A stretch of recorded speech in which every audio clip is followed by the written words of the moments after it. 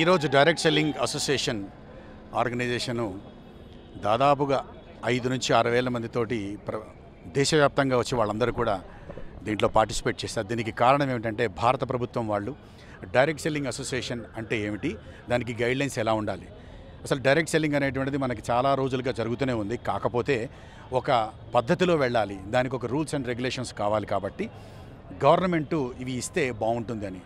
మీరు ఉదాహరణకు చూడండి, వ్యాపారం ఎలా చేసుకోవచ్చు అంటే దాంట్లో పురుగులు కూడా ఉంటాయి. అంటే పురుగులు ఉన్న బియ్యం కూడా అమ్మేవాళ్ళు ఇదివరకు ఉండేవాళ్ళు. అదే వ్యాపారం ఇలాగే చేయాలంటే అవి లేకుండా ఉంటాయి, స్వచ్ఛంగా ఉంటాయి, కస్టమర్కి బాగా జరుగుతుంది. కస్టమర్ యొక్క మేలు కోరి కస్టమర్ ఎలా ఉండాలి, కస్టమర్కి ఎలాంటి సదుపాయాలు ఉండాలి అనేటువంటిది ఒకటి. తర్వాత ఎథికల్ బిజినెస్ అనేటువంటిది ఎలా చేయాలి అనేటువంటి విషయం మీద భారత ప్రభుత్వం ఇచ్చిన గైడ్లైన్స్. దానికి సంబంధించినంత వరకు direct selling association president AP Reddy గారు, కిషోర్ వర్మ గారు, మిగతా వాళ్ళ కార్యవర్గ సభ్యుల్లో అంజిరెడ్డి గారు, వీళ్ళందరూ కూడాను దీనికి రావడానికి కృషి చేశారు. దాని నుంచి మనకి government of India ministry of corporate affairs నుంచి వచ్చినటువంటి జాకీర్ హుసేన్ గారు కానివ్వండి, ఇదివరకు రిటైర్డ్ ఆఫీసర్ పాండే గారు, వీళ్ళందరూ కూడా దీనికి చాలా కష్టపడి ఒక గైడ్లైన్స్ని తీసుకొచ్చారు.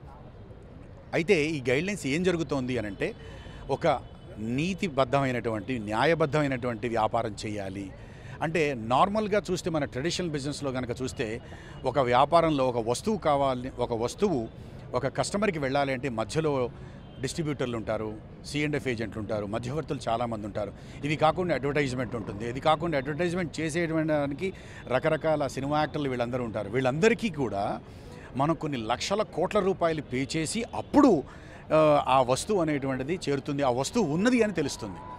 అయితే ఇక్కడ డైరెక్ట్ సెల్లింగ్లో ఏమిటంటే, వస్తువు ఎవరైతే తయారు చేస్తారో ఆ వస్తువు నుంచి కస్టమర్కి వెళ్ళడానికి ఏమిటంటే వర్డ్ ఆఫ్ మౌత్ అడ్వర్టైజ్మెంట్, మధ్యవర్తుల్ని మినహాయించి అక్కడికి వెళుతుంది అని అంటారు. కానీ మధ్యవర్తుల్ని మధ్యవర్తులు ఉంటారు.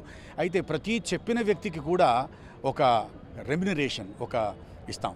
అంటే ఒక డబ్బు వాళ్ళకి ఎందుకు ఇస్తున్నారు అంటే, ఉదాహరణకు ఒక సినిమా నాకు నచ్చింది, వేరే వాళ్ళకి చెప్తాను, దానివల్ల ఎవరికి ఏమీ రాదు. కానీ ఇక్కడ ఒక వస్తువు నచ్చింది. ఎలా నచ్చింది?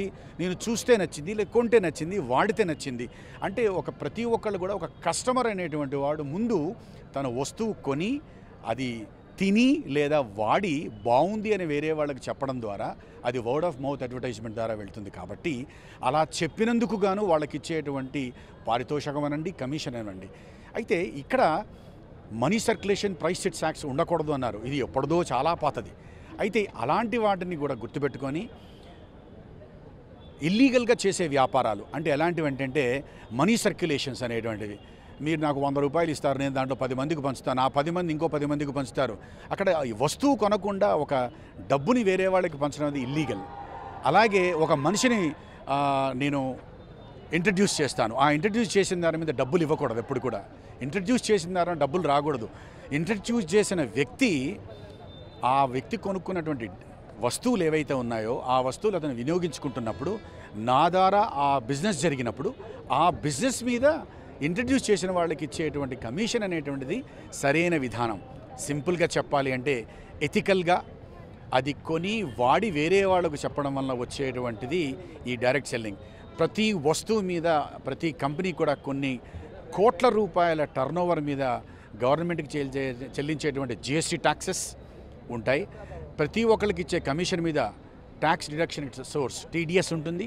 ఇవి జరగకుండా అసలు ఈ డైరెక్ట్ సెల్లింగ్ లేనే లేదు. ఇలాగ ఎవరైతే నీతిబద్ధంగా చేస్తారో అది మాత్రమే నీతిబద్ధమైన న్యాయబద్ధమైనటువంటి డైరెక్ట్ సెల్లింగ్. దానికి గైడ్లైన్స్ గవర్నమెంట్ ఇవ్వడం అనేటువంటిది హర్షణీయం. అలాగా ఇన్ని రోజుల పాటు లేదు కాబట్టి చాలామంది సఫర్ అయ్యారు. ఎవరో చేసిన తప్పుకి అందరి మీద బురద జల్లడం, అందరూ సఫర్ అవ్వడం జరిగింది. ఇప్పుడు డైరెక్ట్గా ఇలాంటివి ఏవైనా కంప్లైంట్స్ ఉంటే అది డైరెక్ట్గా కలెక్టర్ గారి దృష్టికి తీసుకెళ్ళచ్చు. ఇదివరకు జనాలు దాన్ని పోలీస్ స్టేషన్ వరకే పరిమితం చేశారు, ఇప్పుడు కలెక్టర్ స్థాయికి ఉంటుంది. అలాగ ప్రతి ఒక్కటి కూడా న్యాయబద్ధమైనటువంటి గైడ్లైన్స్ ఇవ్వడం అనేటువంటిది హర్షణీయమైనటువంటిది. భారత ప్రభుత్వం ఇచ్చినటువంటి గైడ్లైన్స్ని ప్రతి ఒక్క స్టేట్ గవర్నమెంట్ అమలుపరచాలి. కాబట్టి ఈరోజు జరిగింది థ్యాంక్స్ గివింగ్ సెరమనీలో ఈ తెలంగాణ గవర్నమెంట్ దీన్ని యాక్సెప్ట్ చేసి దీన్ని కూడా అమలు చేస్తున్నందుకు గాను థ్యాంక్స్ చెప్పడం కోసమని భారతదేశ నలుమూలల నుంచి వచ్చి ప్రభుత్వానికి థ్యాంక్స్ చెప్పడానికి ఈ టీం ఏపీ రెడ్డి గారు, కిషోర్ వర్మ గారు, అంజిరెడ్డి గారు, మిగతా మిత్రులందరూ కూడా చేయడం చాలా హర్షణీయం. నేను జీవీఎన్ రాజు, నేను ట్రైనింగ్ డిపార్ట్మెంట్లో ఉన్నాను. కాబట్టి ట్రైనింగ్ అనేటువంటిది అందరికీ అవసరం కాబట్టి ట్రైనింగ్ని న్యాయబద్ధమైనటువంటి రీతిలో ఒక వ్యాపారం ఎలా చేయాలి అనేటువంటి విషయాల్లో నేను ఇస్తున్న వల్ల నేను కూడా ఇక్కడికి వచ్చి ఆసక్తిగా పాల్గొనడం నాకు సంతోషంగా ఉంది. Like and subscribe Eagle Media Works.